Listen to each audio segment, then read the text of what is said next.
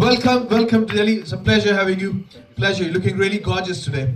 Thank you so much for your time. And they're all have been eagerly waiting to speak to you, to see you, talk to you in person about this movie. And really honored to be here with you on stage. Kindly please be seated. Make yourself comfortable. We need to switch it on from there. I'll do it for you. गुस्ताख इश्क का जो पहला दिन का shoot था मेरा, वो दिल्ली, पुरानी दिल्ली में ही हुआ था जी। और कुछ 5 दिन का स्केड्यूल था उसका जी। और पहली बार जनवरी की दिल्ली की कड़ाके की ठंड मैंने महसूस की थी और सच बता रहा हूँ मौत आ गई थी।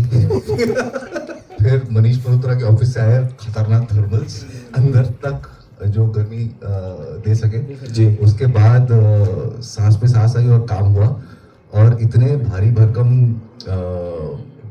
शेरो शायरी मुझे करनी थी इसमें। तो डायलॉग याद करने में मैं फोकस नहीं कर पा रहा था क्योंकि बहुत ठंड लग रही थी जी। तो उस टाइम पे किसी ने बताया कि आप ये जो सरसों का साग और मक्की की रोटी है उसका एक असर होता है आपके जी। शरीर पे। फिर मैंने वो खाना शुरू किया और उसकी वजह से बहुत राहत मिली। राइट, ये भी एक नुस्खा है अपने आप को अडॉप्ट करने के लिए अकॉर्डिंग टू वेदर। गुड़ और मिर्ची और अचार। बिल्कुल, that's bigly. How was your experience shooting this movie?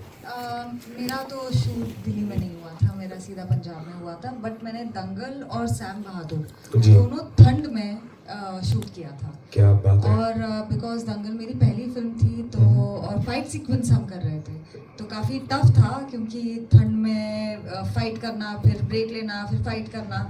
But क्या मज़ा आया क्योंकि इन दी एंड जो आप आराम से टिका के खाते हो ना, दिल्ली में जो भूख लगती है ठंड में वो बॉम्बे में नसीब नहीं होती क्योंकि वहाँ पे माहौल मतलब weather throughout the year pleasant ही रहता है, अच्छा रहता है काफ़ी।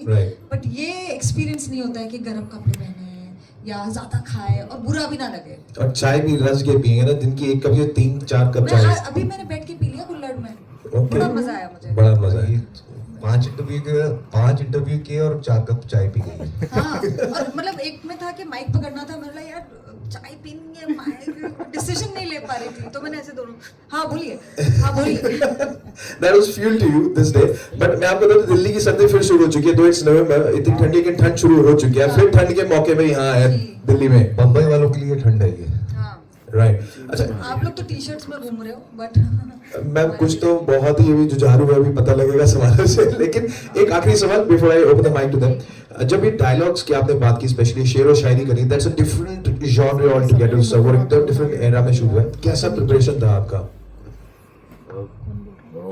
कुछ नहीं, वापस किताबें खोली जो नाटक के दिनों की, जो फिल्म स्कूल के दिनों में जो किताबें इकट्ठा की थी, जो मैं पढ़ता था एक टाइम पे उससे, लेकिन टच टूट गया था जी। उसको वापस निकालना पड़ा क्योंकि पढ़ना है मुझे शेर व शायरी, और पढ़ना किसके सामने है? नसीरुद्दीन शाह के सामने पढ़ना है। तो एग्जैक्टली तो I had to do my best, I had to do something in which I'm proud of, and I cannot do something जिसकी वजह से रीटेक हो उनके सामने। तो मैं एक्स्ट्रा प्रिपेयर होके गया था। मेरे जो डायरेक्टर हैं फिल्म के, विभूपुरी, वो खुद बहुत बड़े शौकीन हैं शेर व शायरी के, और खुद अपने आप को विभूपुरी दहलवी कहते हैं। तो खुद का उनका तखल्लुस है और खुद लिखते भी हैं। इस फिल्म में कुछ शेर उनके खुद के लिखे हुए हैं जो मैंने बोले हैं या नसीर सर ने बोले हैं। तो मुझे बड़ा मज़ा आया। गुलजार साहब की किताबें निकाली, मिर्ज़ा गालिब पढ़ा, इकबाल, मीर, ताकि मीर, जितने भी महान शायर हैं, और हमारे फिल्म के स्क्रिप्ट में जितने शेर थे वो सारे मैंने रटना शुरू कर दिए। क्या बात है। मैं आपसे पूछना चाहूँगा, जब आपने सुना टाइटल गुस्ताख इश्क, कुछ पहले जैसा क्या थॉट था? पहला थॉट क्या था दिमाग में? कुछ पहले जैसा means something is being repeated but in a new different manner, और it's gonna be same old soul side story? जब भी स्क्रिप्ट आई थी तब इसका नाम गुस्ताख इश्क नहीं था, उलझुल इश्क था। क्या बात है। जो हमारी फिल्म का गाना है जी। तो वो था, बट वो इतना उलझुल सा था नाम कि मेरे को उसको लगा कि गुस्ताख इश्क ज़्यादा रिलेटेबल है और बहुत ही जल्दी से समझ में आएगा। बट इतनी वो उलझुल इश्क सबको पसंद आया गाना और इतनी आसानी से चिपक भी गया है। सो ये कहानी है। कुछ पहले जैसा तो स्क्रिप्ट में लिखा हुआ था, कहानी में बेसिकली ये है कि प्यार ना बहुत आराम से होता है, शिद्दत से होता है, टिका के हो रहा है। और सिर्फ दो लोगों के बीच में नहीं है, दुनिया के साथ भी है। शेर व शायरी, पोएट्री, इनकी और नसीर जी की जो दोस्ती है उसमें भी बहुत बहुत प्यार है। तो वो जो दुनिया है वो है ही अलग, वो आज की दुनिया नहीं। That's true. ना शागिर्द बनने आए थे और उसका शेर भी सुना। एक शेर हो जाए इससे पहले, मैं सीरियसली अब मैं और नहीं कहूंगा, ये सब सवाल पूछेंगे, एक शेर आपसे मैं सुनना चाहूंगा जो आपका फेवरेट इस मूवी से। फेवरेट इस मूवी से ठीक है, जो ट्रेलर में है वो तो आपने सुन लिए, कुछ ट्रेलर के बाहर का सुनाता हूँ। जी बिल्कुल, विल बी लविंग। तो अर्ज किया है, इरशाद। जीस्त के पेच और खम, जीस्त मतलब जिंदगी, पेच और खम मतलब उतार चढ़ाव या टेढ़े मेढ़े रास्ते। जी। जीस्त के पेच और खम, ये गम उफ कम नहीं होते। जीस्त के पेच और खम, ये गम हाय कम नहीं होते। वो तो हो जाते हैं वो, हम नहीं। हाय हाय, क्या गहराई है, क्या गहराई है। एक बार जोरदार तालियां बनती है, एक बार मायने रखते हैं। और किस शिद्दत के साथ बोला, किस फील के साथ, और ये कहीं ना कहीं आपकी जिंदगी से भी ताल्लुकात रखते हैं लफ्ज जो है इसके अंदर। मेरे ख्याल से हर शेर व शायरी का हर इंसान की जिंदगी से कोई ताल्लुक होता है जी। क्योंकि शेर वो बात बोलता है जो प्रोज नहीं कह सकता। राइट। वो बहुत बड़ी चीज को बहुत सरल तरीके से पहुंचा देता है। बहुत गहरी बात है, बहुत गहरी। बड़ी सर्जरी नहीं होती, बहुत माइनर सर्जरी करता है। Right, but impact is deep enough. Right, मेरी तरफ से इतने ही सवाल थे, मैंने तो पूछ लिया। अब हम फ्लोर ओपन करते हैं for the media people, they will be asking questions. Open to it side. मेरा क्वेश्चन ये है कि आपने नसरुद्दीन शाह के साथ इस मूवी में एक्ट करा है, तो एक्सपीरियंस के बारे में बताइए। और फातिमा के साथ आपका फर्स्ट टाइम था, तो क्या कहना चाहोगे? तारीफ करना पड़ेगी। फातिमा के साथ बहुत अच्छा रहा। नसीर सर को मैं बहुत as a student of actor, जब मैं फिल्म स्कूल गया था तब से मैं उनका मुरीद रहा हूँ, उनको अपना उस्ताद अपने दिल में मान के बैठा हूँ और पूरी कोशिश की थी कि उनके साथ मैं काम कर सकूँ या उनके थिएटर में जाके उनको एक्ट कर सकूं, बट मौका मिला नहीं। तो मैं जाके उनके साथ बैक स्टेज करता था, उनकी क्लासेस में ज़बरदस्ती घुस के उनकी एक्टिंग एक्सरसाइजेस सीखता था। उनका कोई नाटक आज तक मैंने मिस नहीं किया। बम्बई में मैं 17 साल से रह रहा हूँ बॉम्बे में, उनका एक भी नाटक मैंने मिस नहीं किया। वो अपने आप में एक इंस्टीट्यूशन है, एक स्कूल है एक्टिंग की। और उनकी सबसे बड़ी जो क्वालिटी है मुझे वो लगती है कि वो आज भी स्टूडेंट ऑफ एक्टिंग है। इतने तजुर्बेकार होकर, इतने जानकार होकर, इतना काम करके भी आज भी वो एक स्टूडेंट है एक्टिंग के। और आज भी लोगों को एक्टिंग सिखाते हैं, आज भी जुड़े हुए हैं, आज भी क्लासेस करते हैं, आज भी वर्कशॉप्स करते हैं, आज भी नाटक करते हैं, आज भी फिल्में करते हैं और इतनी सरल तरीके से करते हैं। तो मेरे लिए एक ख़जाना था, एक मौका था कि मैं उनके साथ समय बिता सकूं। कुछ लोग बहुत मेरे दिल के करीब हैं, उनके साथ समय बिताने का मौका मिल जाता तो मैं अपने आप को सौभाग्य वाला मानता हूं। इरफान साहब उनमें से एक थे, उनके साथ मैंने समय बिताया लेकिन काम करने का मौका हालांकि मिला नहीं। तो मैंने जैसे ही पता चला कि नसीर सर के साथ इस तरह का डूब के काम करने वाला एक रोल है, मैंने तुरंत हाँ कह दी। Hello Vijay, hi Fatima, Damini this side from punjabkesari.com। मेरा पहला सवाल विजय से है कि आप इस फिल्म में शायरियाँ इतनी सारी करते हुए नजर आ रहे हैं। जब आपको ये रोल ऑफर हुआ और शायरी को लेकर आपको चीज़ें बोली गई, तो आपका पहला थॉट क्या था कि आप नसीरुद्दीन शाह सर से क्या कुछ सीखेंगे और शायरी किस तरीके से प्रेजेंट करेंगे कि लोगों को ये पसंद आएगा, क्योंकि ऑडियंस सच में बहुत प्यार कर रही है इन शायरी से। बहुत बहुत शुक्रिया। उनके सामने शेर पढ़ना मतलब it's like I don't know, सूरज को दिया।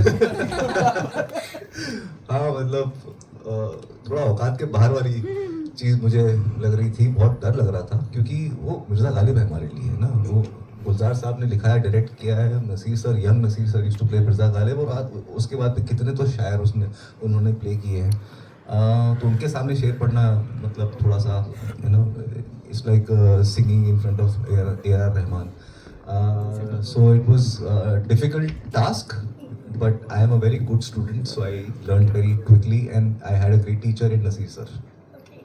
फातिमा, इसका जैसे टाइटल और टैग ही है कुछ पहले जैसा, तो इस टाइटल और टैग से आप किस एक्टर या किस एक्ट्रेस की लव स्टोरी को रिलेट करती हैं और किसको इंस्पायरिंग मानती हैं? Guru Dutt and Nargis ji, I think even look wise and उन्होंने जो काम किया है वो सब इतना इटर्नल है. अंदर मधुबाला जी की फ़ोटो थी, वो आज भी ब्लैक एंड वाइट में है और एक रैंडम मोमेंट है, बट जब आप देखते हो उसमें इतनी लाइफ है जो मुझे नहीं लगता कि हम वैसे रेप्लिकेट भी कर पाएंगे. हेलो सर, मैं उदय हूँ नवभारत टाइम से. This side, over there. Sir मैं ये जानना चाह रहा था कि जैसे आजकल जैसे कि आपने बोला कि ये जो प्लॉट है इसका थोड़ा सा पुराना प्लॉट है, तो कुछ पहले जैसे इसकी बात हो रही है, तो आजकल तो ज़माना काफ़ी बदल गया है, तो आपको ऐसा नहीं लगा कि इस तरह के प्लॉट में काम करना कुछ रिस्क हो जाएगा अगर यंग जनरेशन ने इसको पसंद नहीं किया तो? मैं अब थोड़ा काम करता हूँ, क्योंकि अगर एक तरीके का काम हो रहा है बाहर तो ज़रूरत है कि कुछ नया हो. जितना मैं ऑडियंस को समझता हूँ उनको भी राहत चाहिए होती है एक ही तरह की कहानियों से या मार धाड़ से या लैंग्वेज, स्ट्रॉन्ग लैंग्वेज या वायलेंस या जोल्टेड लवर या एंग्री लवर. सारे थीमेटिक्स जो हम एक्सप्लोर कर रहे हैं उनसे थोड़ा सा राहत चाहिए ही होगी. तो ज़रूरत मुझे लगती है कि इस दौर में है ऐसी फिल्म की, जैसे in the age of hate and cringe love needs a major comeback. Ma'am भी इस बारे में क्या कहना चाहती हैं, कुछ बताएं? सॉरी, वापस पूछना सवाल. मैं अपनी सोच में चली गई. मैं थोड़ा पहले जैसे चीज़ों के बारे में सोचने लग गई थी. हाँ जी. नहीं, ये जैसे ये जो अभी ये पहले जैसे इसकी बात हो रही है और जी. आज का ज़माना जिस तरह से बदल गया है और अपन देख ही रहे हैं किस तरह से रिलेशन है, तो अगर उसमें आपको ये प्लॉट मतलब ये फिल्म को साइन करना, उसमें काम करना एक रिस्क नहीं लगा कि अगर ये फिल्म में हमारा किरदार कैसा रहेगा? बिल्कुल भी रिस्क नहीं लगा, क्योंकि अगर कहानी में आप इमोशनली कनेक्ट करते हो तो बिल्कुल भी मैटर नहीं करता वो आज के ज़माने के ऊपर है, पिछले ज़माने के ऊपर है, कभी के ऊपर भी है. वो एक चीज़ है कि पुरानी फिल्मों में एक रोमांस होता था जो था इंतज़ार का, जो अब नहीं है, क्योंकि अब आप इंस्टाग्राम में भी जाके फटफट से देख सकते हो. वो पहले अगर किसी को आप देखते थे इंतज़ार करना पड़ता था और विश करना पड़ता था कि काश वो वापस ये जगह पे ये समय पे आ जाए. तो वो इंतज़ार का जो मज़ा था ना वो मिस हम करते हैं. तो ये फिल्म के ज़रिए ऐसी बहुत सारी चीज़ें हैं जो हमें करने का मौका मिला, और कितने लकी हम कि ये टाइम पे एक ऐसी दुनिया में जाने का मौका मिला जहाँ पे हम एक पुराने किस्म का इश्क हम कर रहे हैं और मौका मिला है. Hello sir, ma'am, this side Simran hi Simran. From Filmistan. मेरा क्वेश्चन आप दोनों से ही है कि ये फिल्म की वाइब जो है वो सैड भी दिखती है, रोमांटिक भी दिखती है, जैसे हमने ट्रेलर देखा. तो थ्रू आउट द शूटिंग आप दोनों का फेवरेट मोमेंट क्या था फिल्म के अंदर? वैसे यही तो ज़िंदगी है, सैड, रोमांस, मेलनकली, खुशी, ह्यूमर शारिब है इसमें. तो बहुत ही बेहतरीन एक्टर है और जैसे ही वो आते हैं स्क्रीन एकदम लाइट अप कर जाती है. एक क्वेश्चन मेरा भी है, पूछिए. आपकी लाइफ के लाइव एक्सपीरियंसेस कुछ काम है, मतलब पास में कभी ऐसा हो जो इंतजार की आपने बात की कि बहुत गहरी बात है कि इंतजार में ही प्यार है, कभी ऐसा इंतजार आपने किसी के लिए किया हो जो आपने वहाँ फिल्म में यूज किया? नहीं, फिल्म में मैं यूज नहीं किया, जिंदगी में बहुत यूज किया है. इंतजार करने में बड़ा मजा आता है मुझे, क्योंकि कोई चीज आसानी से मिल जाए ना तो फिर बड़ा कद्र नहीं होती उसकी. हाँ, उसकी कदर नहीं होती. और क्या मजा है. देखो, जब तक आप सोचते हो ना कि कुछ होने वाला है, होगा कि नहीं होगा, उसे पसंद करते हो नहीं करते, वो आपको पसंद करता है कि नहीं, उसमें बड़ी excitement. The butterflies in stomach, वो अभी वो खत्म हो जाएगा. छी. मैम, मेरा एक और सवाल था आपसे कि सर की तो शायरी हमें देखने को मिली, क्या आप भी इसमें शायरी करते नजर आएंगे? नहीं, मैं चुप हूँ. ये खुद एक शेर है इसमें, बब्बर शेर. Hi guys, I am Yatin Raj from HM Digital Reviews. मेरा सवाल एक्चुअल में फिल्म को लेके ये है कि आप इस फिल्म से विजय एंड फातिमा दोनों क्या मेमोरीज लेके जाएंगे अपने साथ, जानना चाहूँगा मैं. मेमोरीज क्या क्या लेके जाएंगे थ्रू द फिल्म?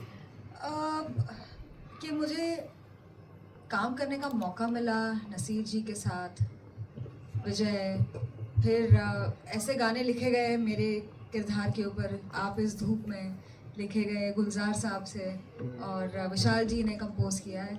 तो इससे ज़्यादा खूबसूरत बात, और ये वापस मौका मिलेगा कि नहीं पता नहीं, तो मैं तो बहुत खुश हूँ. विजय सर आप क्या मेमोरीज लेके जाएंगे?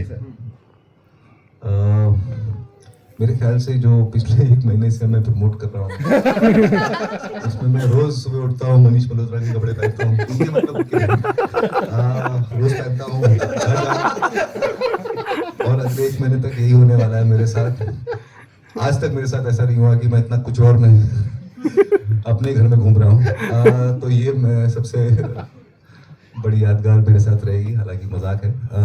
मैंने जैसे बताया कि इतने शातिर, इतने ज़बरदस्त, इतने धुरंधर, इतने कमाल के कलाकार एक साथ आके जुड़ते हैं, दोबारा ऐसा होगा नहीं होगा हमको नहीं पता। तो ये एक मेमोरी तो बनी गई। मेरे ख्याल से इस फिल्म के ज़रिए मैं मेमोरी लेके जाने से ज़्यादा मेमोरी दे के जाना चाहता हूँ। एक और चीज़ मैं कहना चाहूँगी कि हम लोग कल से प्रमोशन कर रहे हैं, फिर ट्रैवल करके आए, बिल्कुल सोने का मौका नहीं मिला, पर जितने भी हमारे इंटरव्यूज़ हुए या जो भी मीडिया के साथ इंटरेक्शन हुआ है ना, सच में बहुत मज़ा आया है। जो सवाल पूछे गए, इतनी मस्ती है यहाँ की हवा में इतनी मस्ती है सवाल में भी। तो thank you so much. Thank you as well. Hello, मेरा नाम राजेश है, मैं टोटल खबरें से हूँ। इधर विजय जी सामने, इधर फ्रंट पे आपके इससे ज़्यादा सामने और क्या हो सकता है? एकदम बिल्कुल। अच्छा, आपने जो है कि आपका जो है कि दिल्ली का जो है और सर आपका जो है कि पंजाब का जो है, क्या आपका एक्सपीरियंस रहा, थोड़ा उसके बारे में शेयर करें शूटिंग के दौरान। क्योंकि विजय ने बताया कि दिल्ली में जो साग खाया उन्होंने ठंड में, और आपने कौन से मौसम में वहाँ पे शूटिंग की, उसके बारे में। ठंड में शूट की, बिल्कुल जनवरी में, और बहुत बहुत ज़्यादा वाइट मक्खन और मकई की रोटी इतना खाया कि मतलब मैं सब्जी के साथ नहीं खाती थी, मैं रोटी और मक्खन ही खा रही थी। एक पॉइंट के बाद ऐसा हो गया था कि बॉडी ने बोल दिया था बस बहन, अब कुछ नहीं जाएगा पेट में। मेरा दिल्ली के बाद पहला जो काम शुरू हुआ था वो अमृतसर गए थे हम लोग। तो जैसे ही वहाँ पहुँचे उसी रात को हम लोग पहले तो गोल्डन टेम्पल में जाके हमने मत्था टेका, वहाँ पर लंगर में खाए भी और सेवा भी की। मेरी टीम के लोग, रसूल पुकटी जो साउंड के फिल्म के साउंड डिज़ाइनर हैं, मेरे डायरेक्टर विभू पुरी और काफ़ी सारे लोग जो प्रोडक्शन से थे, हम सब गए वहाँ पर से काम हमने सर टेका और सुबह में काम शुरू किया। पहली बार पंजाब जाना हुआ, इतने साल से मैं काम कर रहा हूँ लेकिन कभी मौका मिला नहीं, तो पंजाब पहली बार देखना हुआ। वहाँ के लोगों का, वहाँ की भाषा का, एक कमाल की चीज़ वहाँ पर मैंने खाई है जिसका नाम है फ्रूट क्रीम। ये बॉम्बे पहुँची नहीं है अभी तक। भाई साहब, फ्रूट क्रीम के चक्कर में ना ये जो हल्का सा पेट निकला है ना मेरा पूरी फिल्म में, वो फ्रूट क्रीम का है। पंजाब में तो और भी खाने काफ़ी फेमस है, क्योंकि तुमसे ही वहाँ की बड़े। इसके बाद हम लोग पटियाला गए, वहाँ पर क्या होता है आपको बताइए। हाय विजय, पुष्पांजलि फ्रॉम बॉलीवुड कट अनकट। आपने फिल्म में इतनी सारी शायरियाँ बोली हैं, तो ये जो शायरियाँ थी याद करने में कितना टाइम लगा, या फिर वन गो में सारी? शायरी का एक ही है, आपको ये शब्द तो 8, 9 या 10 के बीच में रहते हैं 2 लाइन में, लेकिन दिक्कत ये है कि उसको आप 50,000 तरीके से बोल सकते हो। अब आपके क्या उसमें मतलब है, वो आपको ढूंढना है। आप कहाँ पर एम्फेसिस देना चाहते हो, कहाँ पर आपको पॉज देना है, कहाँ पर खींचना है, कहाँ वजन डालना है, किसको खींचना है, कहाँ किस पे आपको किसको रवानगी में निकालना है, वो सारे वहाँ पर नसीर सर का काम बहुत मैं देख के सीख रहा था उनको। जो मैंने अभी शेयर पढ़ा था आपके लिए, जीज के बेचो हम, मैं पढ़ रहा था कि वो तो हो जाते हैं वो, हम नहीं होते। तो उन्होंने कहा ये हम नहीं होते, आप वजन डालो उसमें। तो इस तरह की छोटी छोटी चीज़ें सीखने को मिल जाती है। तो जितना प्रैक्टिस करते हो उतने अच्छे हो जाते हो। जावेद साहब बोलते हैं कि बोलना सबको आता नहीं है, बोल के सीखते हैं बोलना। सना फातिमा, हाँ सना फातिमा शेख, तो ये बताइए कि ऐसा क्या खाते हैं इसकी ग्रो कर रही है आपकी?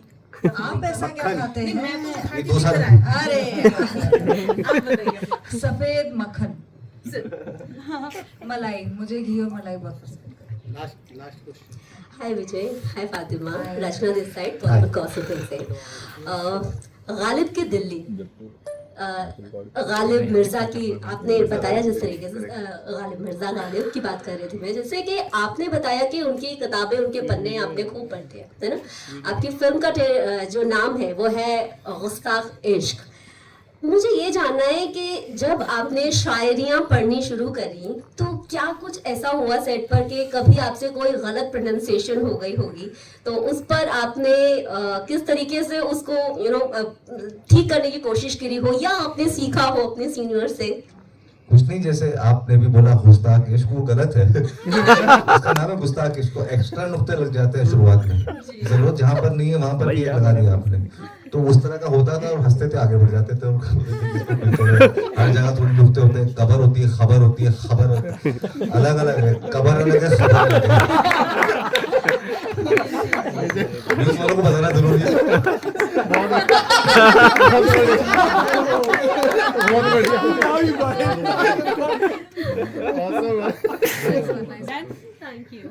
Thank you so much.